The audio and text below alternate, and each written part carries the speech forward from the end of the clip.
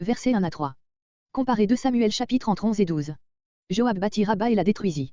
Il s'agit d'une partie de la ville seulement, appelée dans 2 Samuel 12.26-27 la ville royale ou la ville des eaux. La citadelle tenait encore et ce fut David qui, appelé par Joab, vint s'en emparer lui-même. Voir note de 2 Samuel. Le récit des chroniques ne mentionne pas le départ de David et suppose connu le récit de 2 Samuel. Verset 2. De leur roi.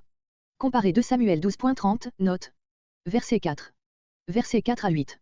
Comparez 2 Samuel 21.18-22.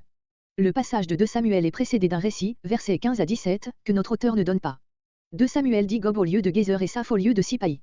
Verset 5. Comparez 2 Samuel 21.19. Le texte de 2 Samuel est difficile à accorder avec 1 Samuel chapitre 17, le nôtre ne présente pas de difficulté.